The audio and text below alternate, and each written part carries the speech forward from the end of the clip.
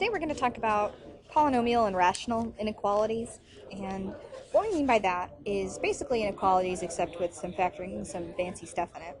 So far we've done stuff like this.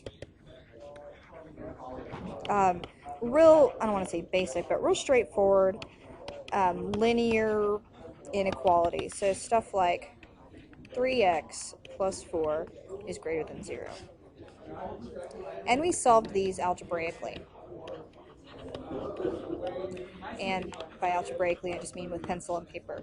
So we'd solve it with 3x plus 4 is greater than 0. We would subtract 4 on both sides and go 3x is greater than negative 4. Divide both sides by 3 and say, okay, x is greater than negative 4/3. We would maybe even graph it on a number line like this, and then we'd say, hey, come back, where'd you go? We'd say something like this, and then we go through and say, well, x is from negative 4/3 to infinity, right? We solved stuff like that before. Now what we're going to do is,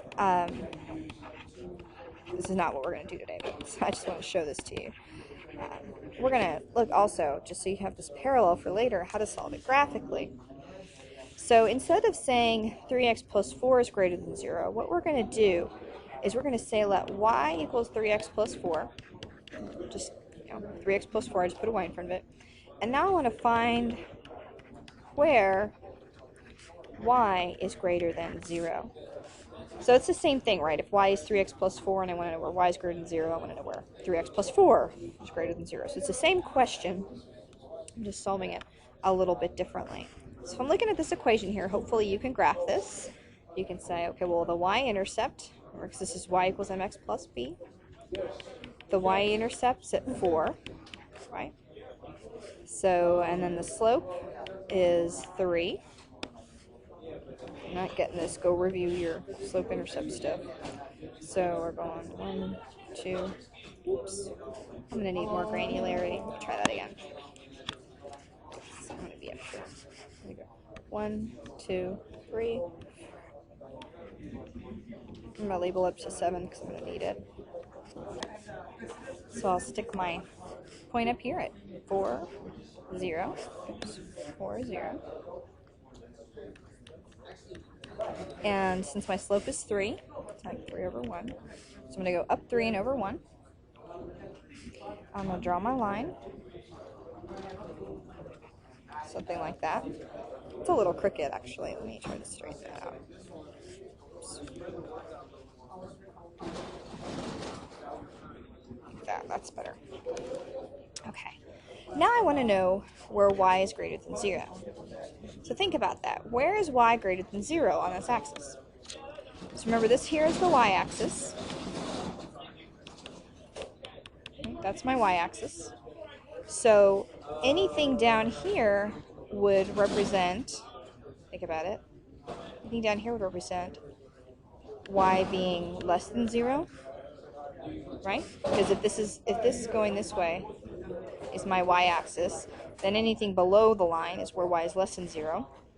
Anything above the line here is where y is greater than 0, right? And anything on the line would be, lost it again, anything on the line would be where y is equal to 0. So think about that, make sure that makes sense, because if this doesn't make sense, you might as well just stop, because the rest of the day is not going to be a fun one for you. So if you have any questions on this, definitely let me know. But anything below the axis is less than 0, on the axis is equal, above the axis is greater than. So what we're looking for is we want to know where y is greater than 0.